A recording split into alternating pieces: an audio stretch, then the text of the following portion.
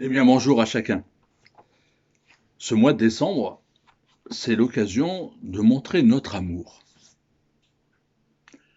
Bien sûr, vous me direz, notre amour, on n'attend pas le mois de décembre pour le partager.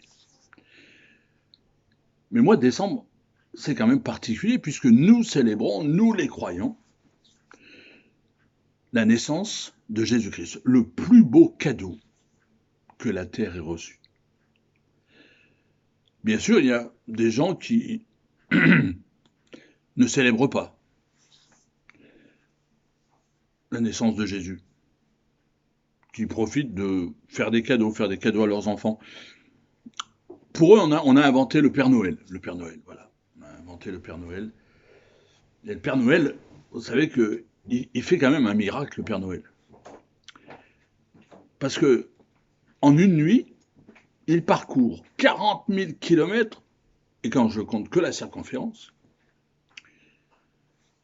et je pense pas à tous ces va-et-vient, et il distribue environ 1,5 milliard de cadeaux aux enfants sages.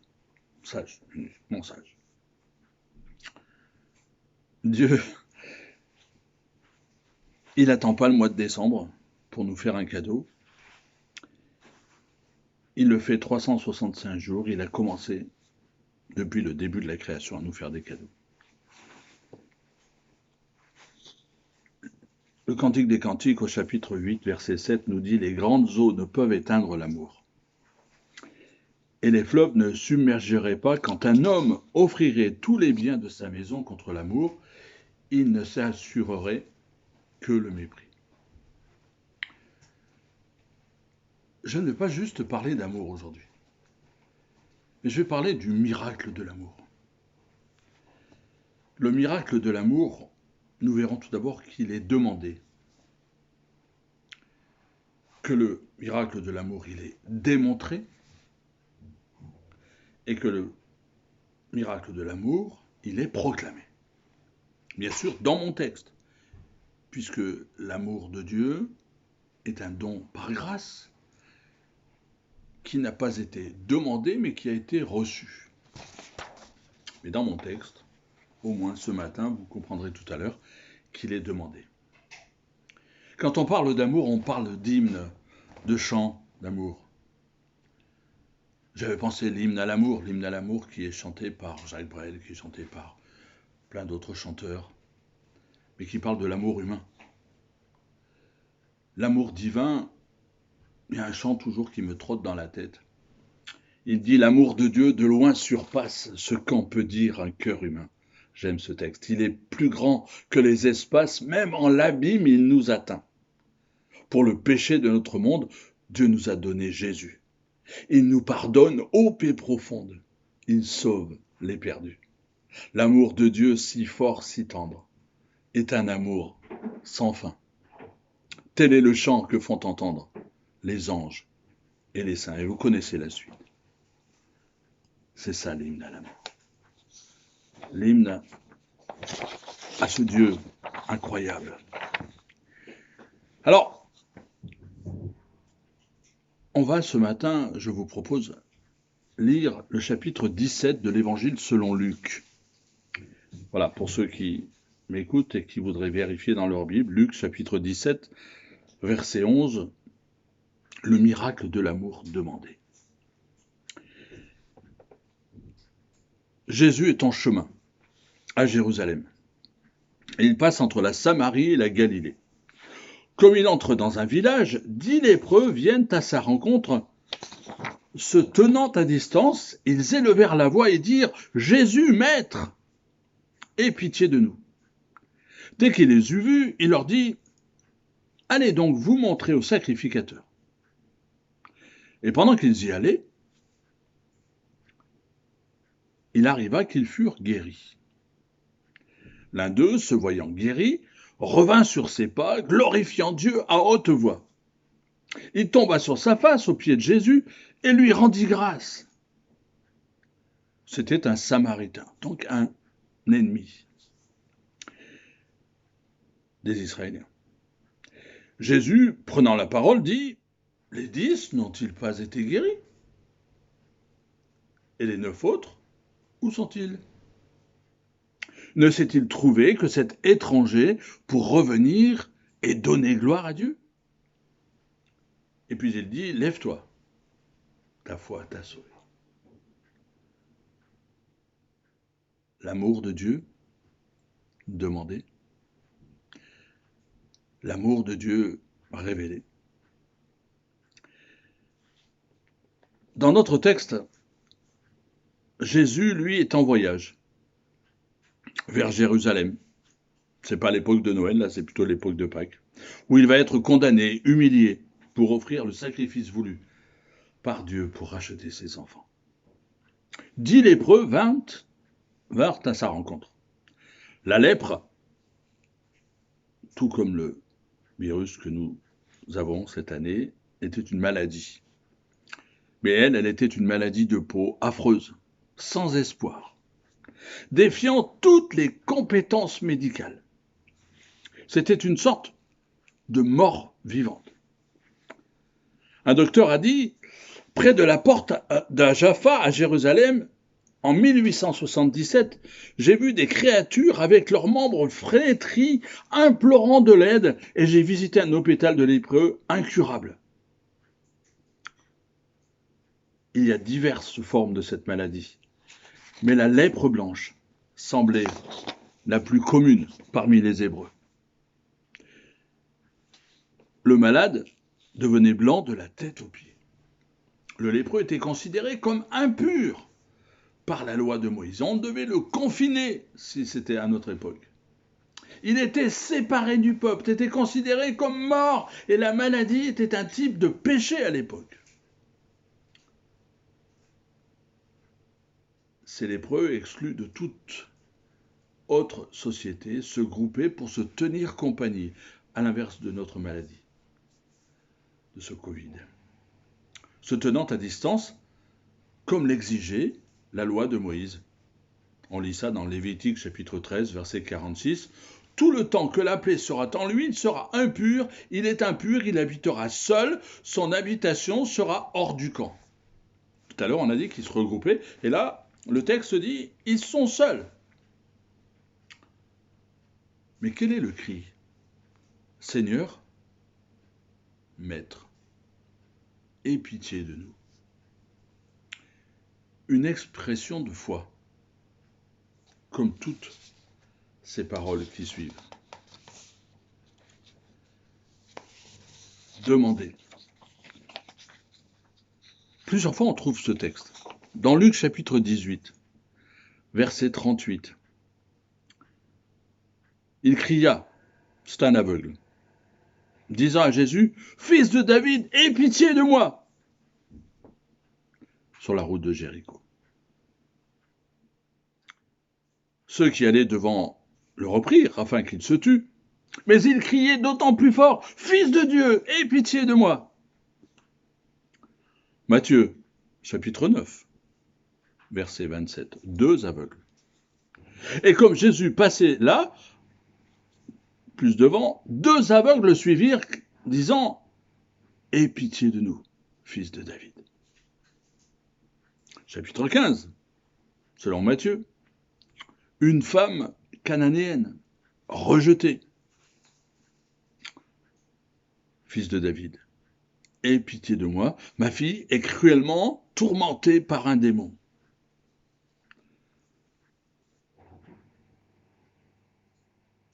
Un enfant que les disciples n'ont pas pu guérir dans Marc 9, chapitre 22. Le père parle avec Jésus, lui dit souvent il l'a jeté dans le feu, il parle du démon, dans les eaux pour le faire périr, mais si tu peux quelque chose, assiste-nous. Étant ému de compassion envers nous, Jésus accorde la guérison.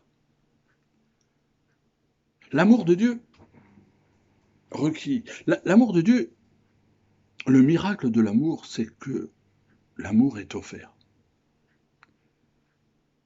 C'est Dieu qui l'a offert. Dans ces textes, ceux qui en ont besoin le demandent, implorent, crient, parce qu'ils savent que la seule solution le seul moyen qu'un miracle se passe, c'est en Jésus.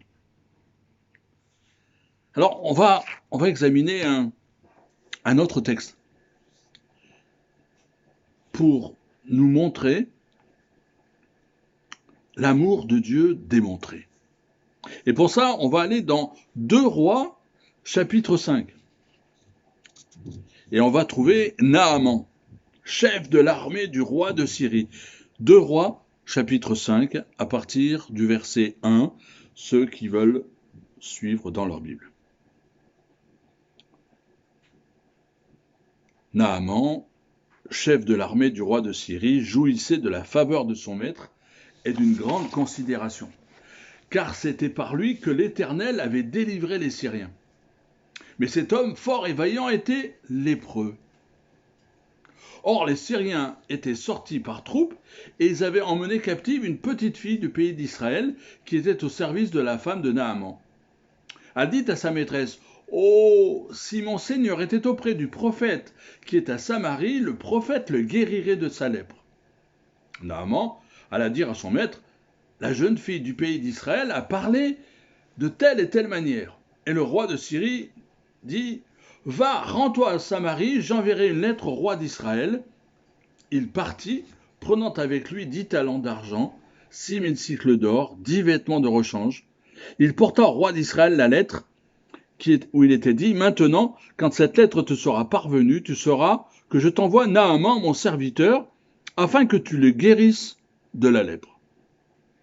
Après avoir lu la lèpre, le roi d'Israël déchira ses vêtements et dit: Suis-je un Dieu pour faire mourir et pour faire vivre, qu'il s'adresse à moi afin que je guérisse un homme de sa lèpre? Sachez donc et comprenez qu'il cherche une occasion de dispute avec moi. Lorsqu'Élisée, homme de Dieu, apprit que le roi d'Israël avait déchiré ses vêtements, il envoyait dire au roi: Pourquoi as-tu déchiré tes vêtements? Laisse-le venir à moi et il saura qu'il y a un prophète en Israël. Naaman vint avec ses chevaux et son char, et il s'arrêta à la porte de la maison d'Élisée. Élisée lui fit dire par un messager: Va, lave-toi 7 fois dans le Jourdain. Ta chair redeviendra saine et tu seras pur. Naaman fut irrité. Il s'en alla en disant: Voici, je me disais, il sortira vers moi, il se présentera lui-même, il invoquera le nom de l'Éternel son Dieu, il s'agitera sa main sur la place et guérira le lépreux. Les fleuves de Damas, l'Abana, le Parpar ne valent-ils pas mieux que toutes les eaux d'Israël? Ne pourrais-je pas m'y laver, devenir pur? Et s'en retournant, il partait avec fureur.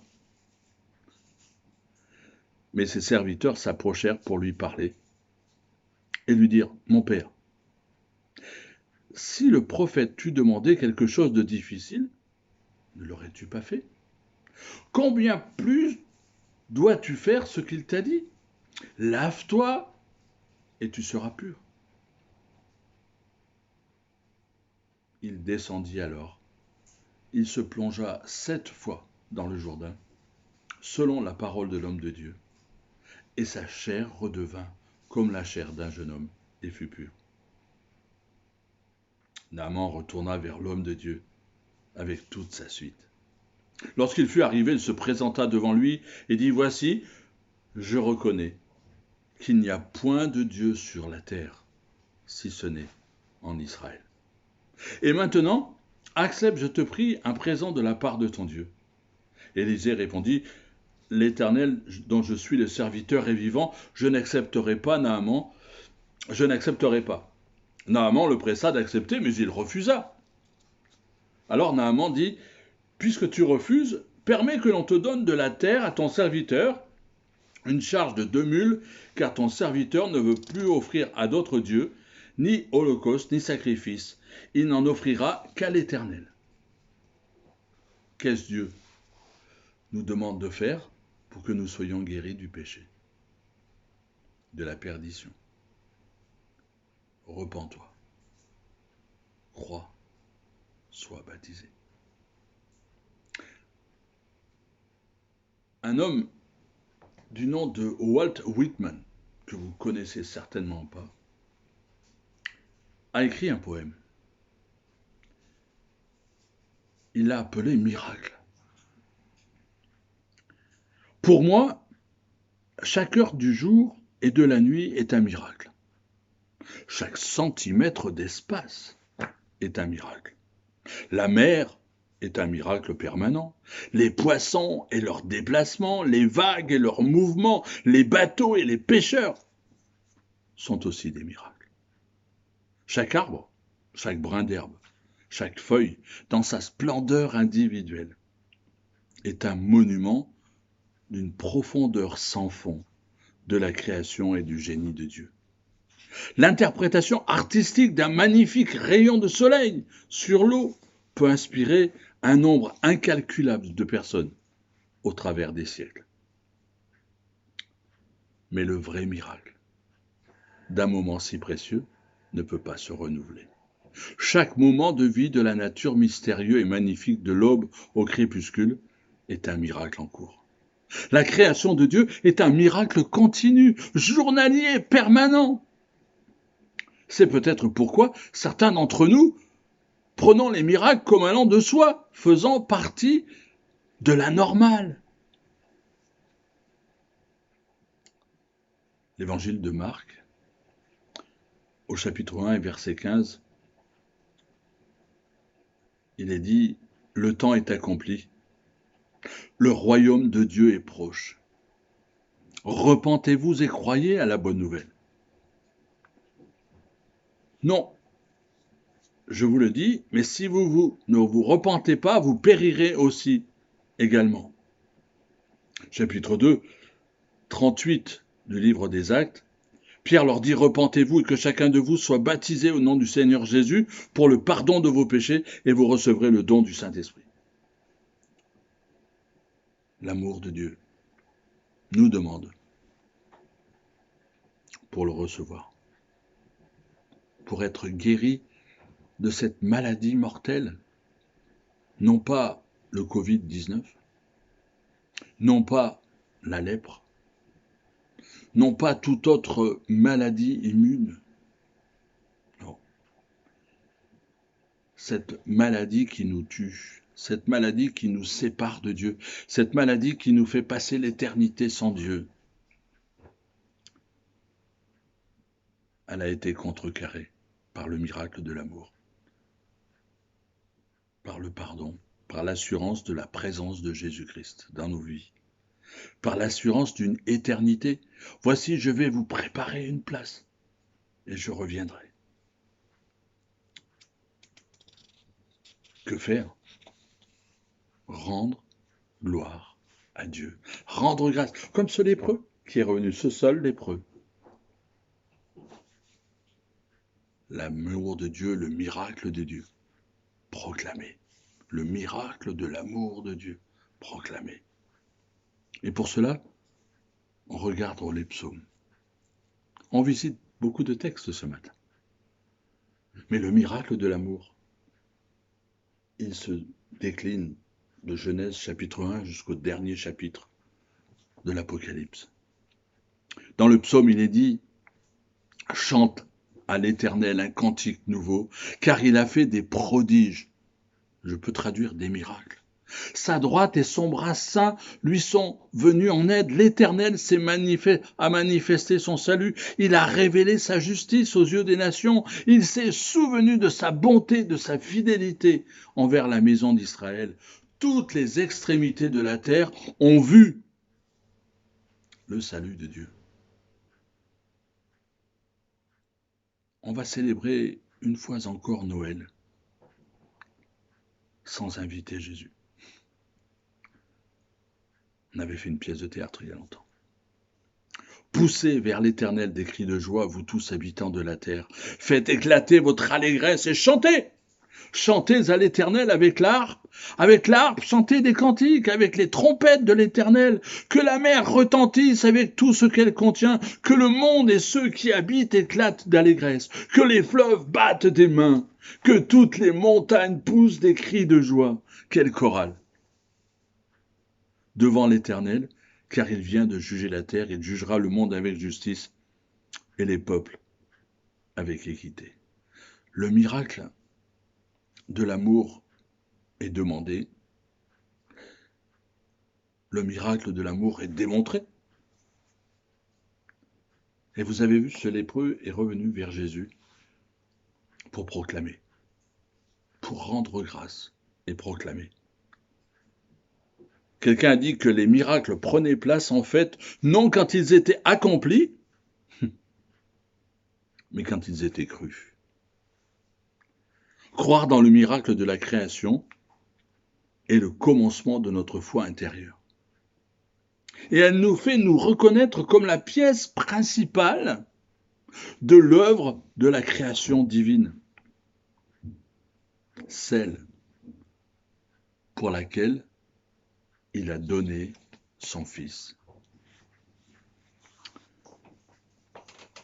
La Rochefoucauld a dit « Il est du véritable amour, comme de l'apparition des esprits. Tout le monde en parle, mais peu de gens l'ont vu. » Il est du véritable amour, comme de l'apparition des esprits. Le véritable amour est venu dans le monde. Le véritable amour, c'est un Dieu créateur, le roi des rois, qui fait de nous ses héritiers, qui partage avec nous son amour, ses trésors, qui nous prépare une place pour que nous passions l'éternité avec lui. Mes amis, si nous allons partager notre amour en offrant des cadeaux, si nous allons partager notre amour cette année limitée, d'une manière limitée certes,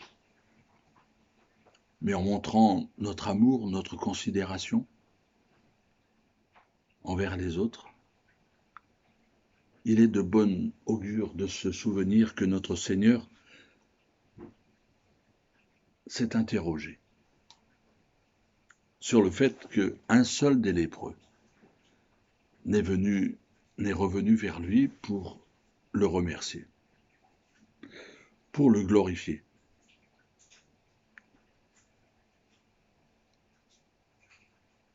N'avons-nous pas l'occasion de chanter? L'amour de Dieu, de loin surpasse ce qu'en peut dire un cœur humain. Il est plus grand que les espaces. Même en l'abîme, il nous atteint. Pour le péché de notre monde, Dieu nous a donné Jésus. Versé de l'encre dans les ondes, changez le ciel en parchemin, tendez la plume à tout le monde, et que chacun soit écrivain. Vous dire tout l'amour du Père ferait tarir les eaux et remplirait la place entière sur ces divins rouleaux. J'aime la musique, le chant, vous le savez. Mais il me semble, en lisant l'Écriture, que nous pouvons proclamer par le chant l'amour de Dieu. Nous pouvons proclamer par notre bouche, par nos actes, par nos actions, l'amour de Dieu. Sommes-nous comme ces 9 autres?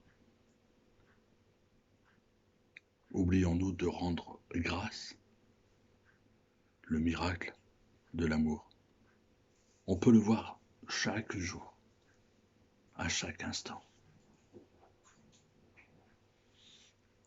Dans 2 Timothée, au chapitre 2, verset 8, il est écrit « Souviens-toi de Jésus-Christ, issu de la postérité de David, ressuscité des morts, selon mon évangile, pour lequel je souffre, jusqu'à être lié comme un malfaiteur. » Mais la parole de Dieu n'est pas liée, elle n'est pas confinée, elle n'est pas restreinte, il n'y a pas les gestes barrières. C'est moi qui rajoute là. C'est pourquoi je supporte tout à cause des élus, afin qu'eux aussi obtiennent le salut qui est en Jésus-Christ, avec la gloire éternelle. Cette parole est certaine, si nous sommes morts avec lui, nous vivrons aussi avec lui. Si nous persévérons, nous régnerons aussi avec lui. Si nous le renions, lui aussi nous reniera. Si nous sommes infidèles, il demeure fidèle, car il ne peut pas se renier lui-même. Mes amis, je veux croire. Je veux croire que par ces lectures commentées ce matin, nous aussi, nous n'hésiterons pas à rendre gloire à Dieu pour son miracle. Et si vous ne l'avez pas encore vu, si comme de Rochefoucauld, vous n'avez pas encore vu, regardez autour de vous. Dieu vous aime. Et regardez, il y a 2000 ans, regardez à Golgotha, sur la croix là. Jésus a porté vos péchés. Il a offert sa vie, afin que quiconque croit ne périsse point, mais qu'il ait la vie éternelle. Ça, c'est un miracle, le miracle de l'amour.